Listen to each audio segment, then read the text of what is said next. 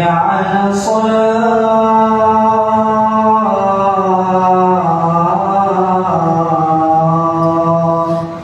حي على الفلاح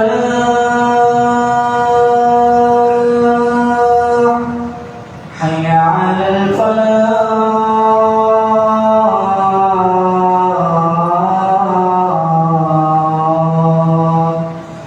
الله أكبر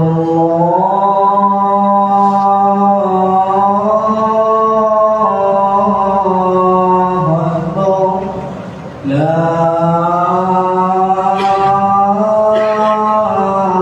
إله إلا الله.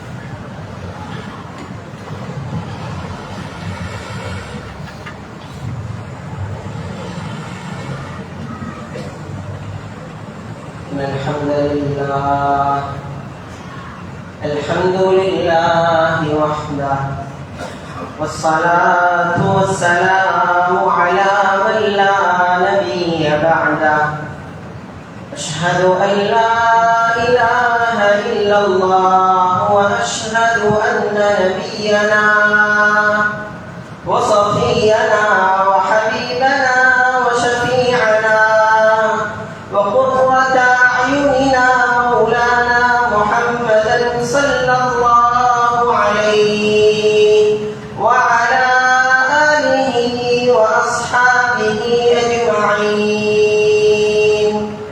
أما بعد فيقول الله سبحانه وتعالى: يا أيها الذين آمنوا اتقوا الله حق تقاته ولا تموتن إلا وأنتم مسلمون. صدق الله العظيم. சர்வ புகழும் புகழ்ச்சியும் ஏகனாய் அல்லாஹ் சுப்ஹானஹு வ தஆலாவுக்கு உரித்தானது. ஸலாத் என்னும் கருணையும் சலாம் என்னும் ஈடேற்றமும் சத்திய தூதர் சன்மார்க்க போதகர் முஹம்மதுல் முஸ்தபா அஹ்மதுல் முஜ்தபா சய்யிதுல் கௌனைன் ஹாத்தமுன் நபியீன் ஹதரத் முஹம்மது ஸல்லல்லாஹு அலைஹி வஸல்லம் அவர்கள் மீதிலும் அவர்களது அடிச்சுவடுகளை பின்பற்றி வாழ்ந்த உத்தம சஹாபாக்கள், தாபிஊன்கள், தபஅ தாபிஈன்கள், கியாம நாள் வரை வரக்கூடிய முஸ்லிமான முஃமினான ஆண்கள் பெண்கள் அனைவர் மீதிலும் உண்டாவதாக.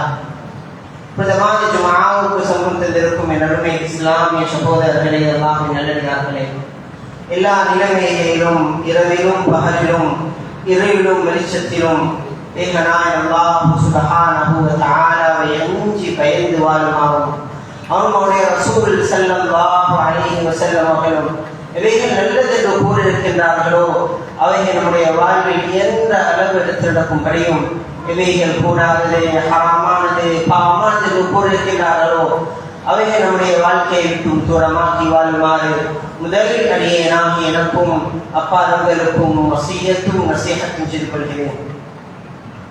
நம்மை இஸ்லாமிய சகோதரர்களே, அல்லாஹ்வின் நல்லடியார்களே, உலகில் மனிதர்களாக படைக்கப்பட்ட நமக்கு அல்லாஹ் சுப்ஹானஹு வ தஆலா பல சந்தர்ப்பங்களை, பல நிலைமைகளை, பல காலங்களை அல்லாஹ் நம்மை தீனில் உயர்த்திக் கொள்வதற்காக வேண்டி, அல்லாஹ்வுடைய தொடர்பை அதிகமாக்கிக் கொள்வதற்காக வேண்டி, சுவர்க்கத்திற்கு தயாரானவர்களாக ஆக்குவதற்காக வேண்டி சந்தர்ப்பங்களை அல்லாஹ் தந்து கொண்டே இருக்கிறான்.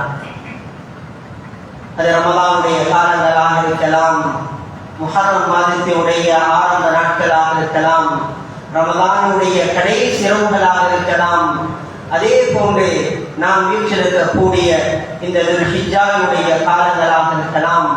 இந்த ஒவ்வொரு சந்தர்ப்பங்களும் மனிதன் தன்னை சுவர்க்கத்துக்கு தயார் செய்து கொள்வதற்காக வேண்டி அல்லாஹ் நமக்கு பொக்கிஷமான காலங்களாக இருக்கிறான். கண்ணியமானவர்களே, அப்படியான துல்ஹிஜ்ஜாவுடைய முதல் 10 நாட்களை ஆரம்பித்து இன்று சில நாட்களை நாம் கழித்து விட்டு இந்த இடத்தில் உட்கார்ந்து இருக்கிறோம். கண்ணியமானவர்களே, அல்லாமா இப்னு கஸீர் ரஹிமஹுல்லாஹ் அவர்கள் கூறுகிறார்கள், அஃபலு ஐயாமித் துன்யா, துனியாவுடைய நாட்களில், உலக நாட்களில் சிறந்த 10 நாட்கள் இந்த நாட்கள். இந்த நாட்களில் செய்யக்கூடிய அமல்களுக்கு, நல்லமல்களுக்கு அல்லாஹ்விடத்தில் தனித்துவமான அந்தஸ்து இருக்கிறது. அது நாம் தொழக்கூடிய 5 கால தொழுகைகளாக இருக்கலாம், முன்பின் சுன்னத்துகளாக இருக்கலாம், நாம் செய்யக்கூடிய திக்ர், ஸலவாத்துகள், இஸ்திக்ஃபார்களாக இருக்கலாம். ஒவ்வொன்றுக்கும் அல்லாஹ்விடத்தில் தனி அந்தஸ்து இருக்கிறது.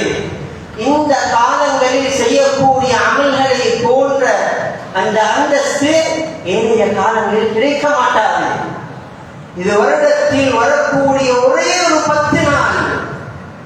இந்த 10 நாட்களுக்கு மட்டும்தான் இந்த அந்தஸ்து கிடைக்கும். ரமலானுடைய இறுதி 10 நாட்கள், நிச்சயமாக அந்த இறுதி 10 நாட்களும் சிறந்தவைகள். கண்ணியமானவர்கள், உலமாக்கள் பலருடைய கருத்து, இரவுகளை பொறுத்தவரையில் ரமலானுடைய இறுதி 10 நாட்களுடைய இரவுகள் சிறந்தது. பகல் நேரங்களை, பகல் காலங்களை பொறுத்தவரையில் துல்ஹிஜ்ஜாவுடைய முதல் 10 நாட்களுடைய பகல் காலங்கள் சிறந்தது. அதனால்தான் ஸல்லல்லாஹு அலைஹி வஸல்லம் அவர்கள் தன்னை ஹஃப்ஸா ரலியல்லாஹு அன்ஹா அவர்கள் கூறுகிறார்கள், ஸல்லல்லாஹு அலைஹி வஸல்லம் உடைய வழக்கம் இருந்தது, இந்த 10 நாட்களில் 9 நாட்கள் நோன்பு நோக்கக்கூடியவர்களாக இருந்திருக்கிறார். ஏன் எந்த ஒரு மனிதன் இந்த 9 நாட்களும் பகல் காலங்களில் நோன்பு நோக்கிறாரோ, கண்ணியமானவர்களே, அவர் பகல் முழு நேரமும் அமலில், இபாதத்தில் கழித்தவராக ஆகிறார். ஒரு மனிதனுக்கு நான் பகல் காலம் பூராகவும் இபாதத் செய்யக்கூடியவனாக இருக்க வேண்டும் என்ற ஆசை இருக்கிறது என்றால், அவனுக்கு இருக்கக்கூடிய ஒரே ஒரு வழி அவன் பகல் காலங்களில் நோன்பு நோட்பது. அவன் அந்த நேரத்தில் அவன் நல்லதை பேசினாலும் அவனுக்கு நன்மை கிடைக்கும். அவன் தன்னை சுத்தம் செய்வதற்காக வேண்டி குளியலைக்கு சென்றாலும் நன்மை கிடைக்கும். பஜாரில் நடந்து சென்றாலும் நன்மை கிடைக்கும். அவன் தூங்கினாலும் அவனுக்கு நன்மை கிடைக்கும். ஏன் அவன் நோன்பான்? கண்ணியமானவர்களே, இந்த நாட்களில் செய்யக்கூடிய சிறந்த அமல்களை மாற்றம் நமக்கு காட்டியிருக்கிறது. அதில் பிரதானமான அமல்தான் ஹஜ்ஜுடைய அமல். கண்ணியமானவர்களே, நம்மில் பலரும், நம்முடைய மஹல்லாக்களில் இருக்கக்கூடியவர்கள், நமக்கு தெரிந்தவர்கள், நம்முடைய குடும்பத்தில் இருக்கக்கூடியவர்கள் பலரும் அந்த கஅபாவை நோக்கி ஹஜ்ஜுக்காகவே சென்றிருப்பார்கள். இன்னும் பலரும் நாடி இருப்பார்கள், ஆசை வைத்திருப்பார்கள், அதற்கான முயற்சிகளை செய்திருப்பார்கள். ஆனால் செல்வதற்குரிய சந்தர்ப்பம் கிடைத்திருக்க மாட்டார்.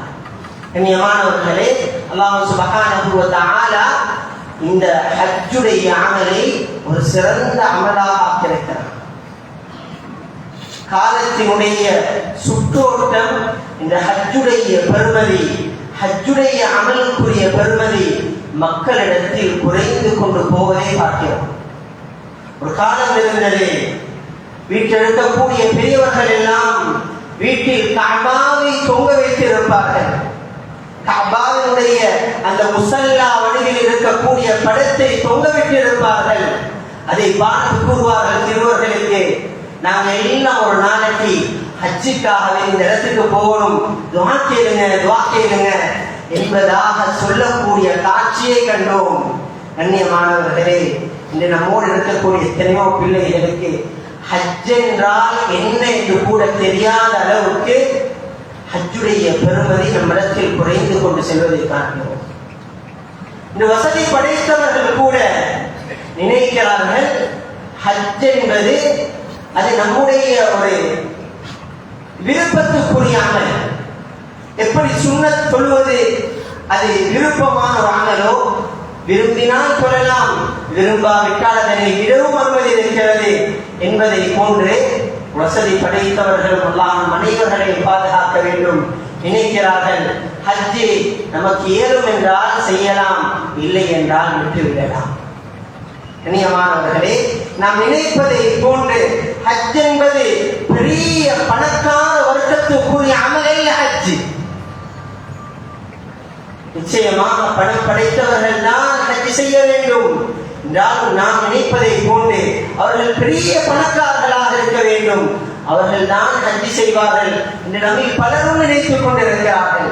கண்ணியமானவர்களே, ஹஜ் யாருக்கு கடமை என்ற விடயத்தை பார்ப்போமே. ஆனால் கண்ணியமானவர்களே, யாருக்கு ஹஜ்ஜுக்கு செல்லக்கூடிய அங்கிருக்கக்கூடிய நாட்களுக்குரிய அந்த அந்த பணத்தினுடைய வசதி இருக்கிறதோ, தன்னுடைய அத்தியாவசிய தேவைகள் போக, தனக்கு கீழாக இருக்கிறவர்களுடைய அந்த வருடத்தினுடைய அத்தியாவசிய தேவைகள் போக மீதமான பணம் தான் ஹஜ்ஜுக்கு சென்று வருவதற்குரிய பணம் இருக்கிறதோ அவர்களுக்கெல்லாம் ஹஜ் கடமை. பணம் இல்லை அவரிடத்தில் பெருமதியான வாகனம் இருக்கிறது, தன்னுடைய சொந்த தேவை போக மேலதிகமான வாகனம் இருக்கிறது, அவருடைய சொந்த வீடு போக இன்னும் 2 வீடுகள் இருக்கிறது. கண்ணியமானவர்களே, இவருக்கும் அந்த தொகை அடையுமாக இருந்தால் இவருக்கும் ஹஜ் கடமை. இப்படி பார்த்தால் நம்முடைய சமூகத்தில் எத்தனை பேர் இருக்கிறார்கள், எத்தனையோ வாலிபர்கள் இருக்கிறார்கள், அவர்களுக்கு குடும்ப பொறுப்பு கிடையாது. அவர்கள் விரும்பிய பிரகாரம் மாதத்திற்கு மாதம், வருடத்திற்கு வருடம் வாகனங்களை மாற்றிக்கொண்டிருக்கிறார்கள், லட்சக்கணக்கு செலவழித்து. இவர்களுக்கும் ஹஜ் கடமை என்பதை இவர்கள் மறந்துவிட்டார்கள். கண்ணியமானவர்களை, நிறைய ஹஜ்ஜுக்காக வேண்டி ஒவ்வொருவரும், அது அல்லாஹ் யார் யாரை நாடுகிறானோ அவர்களை அனுப்பி வைப்பான். ஒவ்வொருவரும் ஆசை வைப்போம், நம்முடைய பிள்ளைகளுக்கு உற்சாகம் ஊட்டுவோம், பிள்ளைகளுக்கு துஆ கேட்க சொல்லி சொல்லுவோம். அல்லாஹும்ம ர்ஸுக்னா ஹஜ்ஜ பைத்திக்கல் ஹரம். முன்னோர்கள் இந்த துஆவை ஓதும் போது அழுதழுதாமல் சொல்லுவார்கள். ஏன் அந்த இடத்திற்கு நானும் செல்ல வேண்டும் என்ற ஆசை இருந்தது. கண்ணியமானவர்களை, ஹஜ்ஜுக்காக வேண்டிய ஆசை வைப்போம். இந்த காலத்தில் செய்ய வேண்டிய சிறந்த அமல் தான் ஹஜ்ஜுடைய அமல். அதே போல் இந்த காலத்தில் செய்யக்கூடிய இன்னொரு சிறந்த அமல் உதஹியாவுடைய அமல். உதஹியாவுடைய அமல். கண்ணியமானவர்களே, நம்மில் பலரும் இதற்கு தயாராக இருப்போம். உதஹியாவுடைய அமலை பொறுத்தவரையில் நாம் யாரும் நினைக்க கூடாது, ஹஜ்ஜை போன்று இது வசதி படைத்த பெரும் வர்க்கத்தினர்கள் தான் இதனை செய்ய வேண்டும். உதஹியாவுடைய அமலை பொறுத்தவரையில் குடும்ப சுமை இருக்கக்கூடியவர்கள் சமூகத்தில் இருக்கிறார்கள், குடும்ப சுமை இல்லாதவர்கள் இருக்கிறார்கள். அதில் வாலிபர்கள் அதிகமாக இருப்பார்கள். அவர்களுக்கு இதுவரையில் திருமணம் நடந்திருக்காது, அவர்களுக்கு குடும்பத்துக்குரிய செலவு கிடையாது. அவர்கள் சம்பாதிக்கிறார்கள், சிலைகள் அவர்களுக்கு வருமானம் வருகிறது, சிலைகள் அவர்களுடைய சேவையில் அவர்களுக்கு பணம் இருக்கிறது, பணத்தை அவர்கள் பாதுகாத்து வைத்திருக்கிறார்கள் என்று சொன்னால், பெருநாள் தினத்தை தொடர்ந்து வரக்கூடிய ஐயாம் தஷ்ரீக்கினுடைய 3 நாட்களுக்குரிய அவருடைய சொந்த தேவைக்குரிய செலவு போக மேலதிகமான பணம் இன்றைய நாட்களில் நம்முடைய நாட்டில் 35 ரூபாய் அல்லது 50,000 ரூபாய் இடைப்பட்ட தொகை இருக்கும் என்று சொன்னால் அவர் உதஹியா கொடுப்பது கண்டிப்பான சுன்னத். உதஹியா கொடுப்பது கண்டிப்பான சுன்னத் என்று சொன்னால் ஹதீஸ்களில் வந்திருக்கக்கூடிய எச்சரிக்கைகளை பார்த்தால் ஸல்லல்லாஹு அலைஹி வஸல்லம் சொன்னார்கள், மன் வஜத சஅதன் ஃபலம் யுضحி ஃபலா யக்ரபன்ன முஸல்லானா. யார் சக்தி பெற்றும் அவர் உதஹியா கொடுக்கவில்லையோ, நாம் பெருநாள் தொழக்கூடிய இடத்துக்கு அவர்கள் வர வேண்டாம். அவர்கள் எச்சரிக்கையாக கூறியிருக்கிறார். கண்ணியமானவர்களே, அந்த தொகை பணம் இருக்கும் என்று சொன்னால் அவர்களுக்கு ஒரு ஆட்டை வாங்கி குர்பான் கொடுக்கலாம், இல்லை என்று சொன்னால் ஒரு மாட்டில் ஒரு பங்குதாரியாக ஆகலாம். கண்ணியமானவர்களே, முயற்சி செய்வோம். எத்தனையோ விடயங்களுக்கு நாளாந்தம் செலவழித்துக் கொண்டிருக்கிறோம். ஆயிரக்கணக்கு லட்சக்கணக்கு சில நபர்களுடைய அவர்கள் சாதாரணமாக ஒவ்வொரு கிழமையும் செல்லக்கூடிய சாப்பாட்டுக்காக வேண்டி செலவழிக்கக்கூடிய ஒரு நாளுடைய தொகையை பார்த்தால் 40,000 ரூபாய், 50,000 ரூபாய் சாதாரணமாக செலவழிக்கிறார்கள். இந்த எத்தனையோ ஏழை மக்கள் இருக்கிறார்கள். நானும் வாழ்க்கையில் உதவியா கொடுக்க வேண்டுமே, எனக்கும் கொடுக்கக்கூடிய சக்தி இல்லை, ஆனால் நான் உருண்டியல் சேர்த்து வகையா கொடுப்பேன். மார்க்கத்தில் இவர்களுக்கு கட்டாயம் இல்லை, ஆனால் இந்த சுன்னத்தில் இவர்களும் பங்கு கொள்ள வேண்டும் என்ற ஆசையுடன் உண்டியல் சேர்த்து வகையா கொடுக்கக்கூடிய எத்தனையோ ஏழை எளியவர்கள் இருக்கிறார்கள்.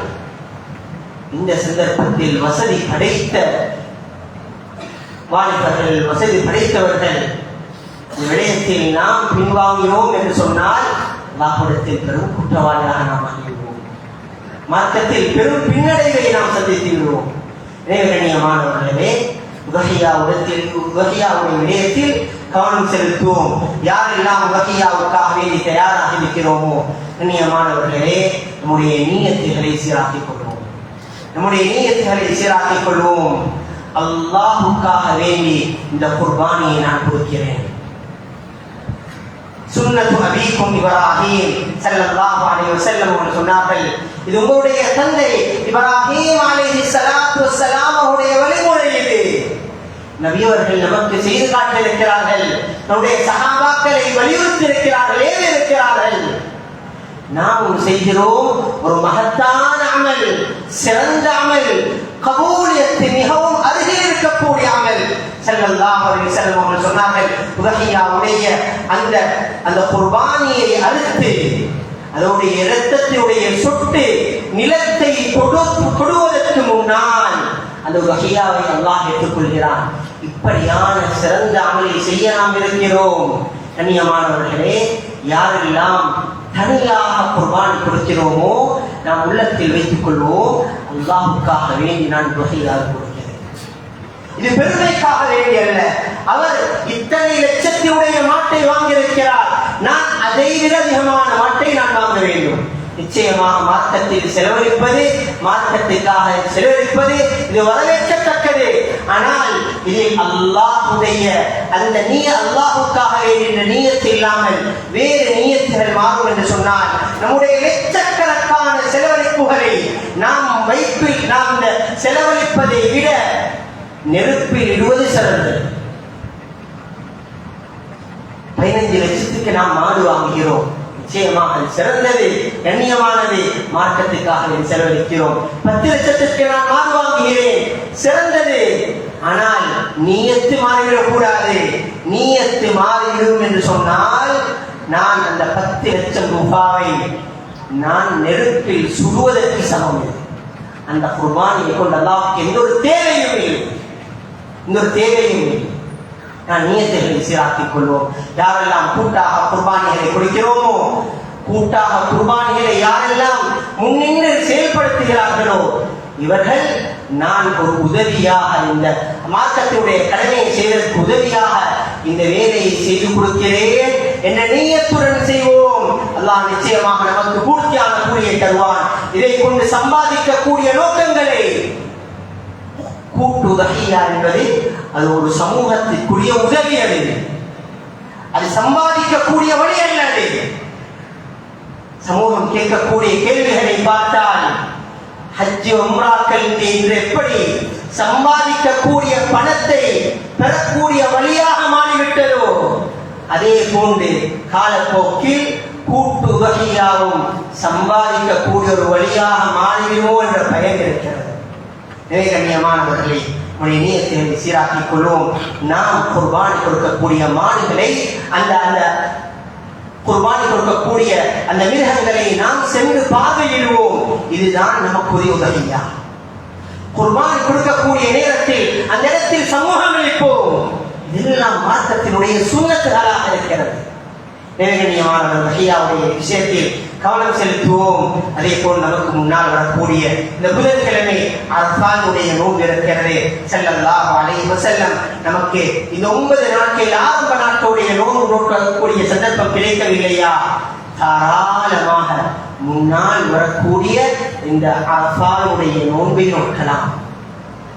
ஸல்லல்லாஹு அலைஹி வஸல்லம் சொன்னார்கள், ஒரு நாளினுடைய நோன்பு வெறுமனே 13, 14, 15 மணித்தியாலத்தினுடைய நோன்பு கிட்டத்தட்ட 760 நாட்களுக்கு சமமான நோன்பாக இருக்கிறது. 2 வருடங்களுக்கு சமமான நோன்பாக இருக்கிறது. கண்ணியமானவர்களே, 2 வருடத்தினுடைய ஸல்லல்லாஹு அலைஹி வஸல்லம் சொன்னார்கள், அஹ்தஸிபு அலல்லாஹி யுகஃபிர ஸனத்தல் லதி கபலா வஸனத்தல் லதி பஅதா. இந்த நாளுடைய நோன்பு முன்னால் இருக்கக்கூடிய ஒரு வருடத்தினுடைய, பின்னால் இருக்கக்கூடிய ஒரு வருடத்தினுடைய பாவங்களை மன்னித்து நன்மையாக மாற்றக்கூடியது. இப்படியான சக்தி வாய்ந்த நாள் அது. அந்த நாளில் அர்பாவில் அந்த ஹஜ்ஜாஜிகள் அல்லாஹ்விடத்தில் கையேந்தி கொண்டிருக்கக்கூடிய நாள். உலகத்தினுடைய சிறந்த நாளாக ஒரு நாள் குறிப்பிடப்படும் என்று சொன்னால் இதுதான் அரபாவினுடைய நாள். சரி, ரிவாயத்தில் வந்திருக்கிறது, அல்லாஹ் சுப்ஹானஹு வ தஆலா அந்த அரபாவினுடைய நாளில் நரகத்தை விட்டும் மக்களை விடுதலை செய்வதை போன்று வேறு எந்த நாட்களிலும் விடுதலை செய்வது கிடையாது.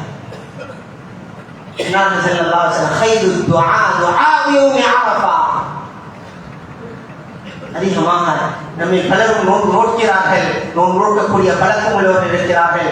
யாருக்கெல்லாம் வலிமையாக நோன்பு நோக்கக்கூடிய அந்த பாக்கியம் கிடைக்கவில்லையோ, இந்த வருடமாவது இந்த பாக்கியத்தை அடைந்து கொள்வோம். அரபானுடைய நோன்பில் கவனம் செலுத்துவோம். ஒவ்வொருவரும் நோன்பு நோற்போம். இந்த நாட்களை பொக்கிஷமான நாட்களாக பயன்படுத்துவோம். அல்லாஹ் சுப்ஹானஹு வ தஆலா நம்முடைய இந்த நாட்களை சிறந்ததாக, அல்லாஹுக்கு விருப்பமான அமல்களை செய்யக்கூடிய நாட்களாக ஆக்கியருவானாக. நம்மளுடைய பாவங்களை மன்னித்தருவாயாக, கஷ்டங்களை நீக்கருவாயாக, கவலைகளை போக்கியருவாயாக, உடலில் ஆரோக்கியத்தையும் ஆசியத்தையும் நசீபாக்கியருவாயாக, எல்லா விதமான ஹலாலான காரியத்திலையும் கபூல் செய்தருவாயாக. யார் யாருடைய பெற்றோர்கள் எல்லாம் கபராளிகளாக இருக்கிறார்களோ அனைவர்களையும் கபூல் செய்தருவாயாக. ஒதுங்கள் கருத்தை சொர்க்கமாக ஆக்கியருவாயாக.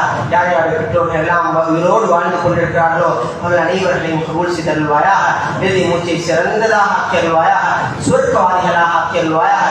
நம்ம இறுதி மூச்சை சிறந்ததாக ஆக்கியருவாயாக. மதீனா முனவ்வராவிலே ஆக்கியருவாயாக. ரௌதா ஷரீஃபுக்கு அர்ஹாமிலே ஆக்கியருவாயாக. தஹஜ்ஜுதிலே ஆக்கியருவாயாக. சுஜூதிலே ஆக்கியருவாயாக. லா இலாஹ இல்லல்லாஹ் முஹம்மதுர் ரசூலுல்லாஹ் என்ற கலிமாவை உள்ளத்தால் இது கொண்டமையில் நாவினால் முடிந்தமையில் நம் அனைவருடைய ரூஹையும் கைப்பற்றியருவாயாக. வாஹிரு தஅவானா அல்ஹம்துலில்லாஹி ரப்பில் ஆலமீன். الحمد لله الواحد الأحد الفرد الصمد الذي لم يلد ولم يولد ولم يكن له كفوا أحد. والصلاة والسلام على أشرف الأنبياء والمرسلين وعلى آله وصحبه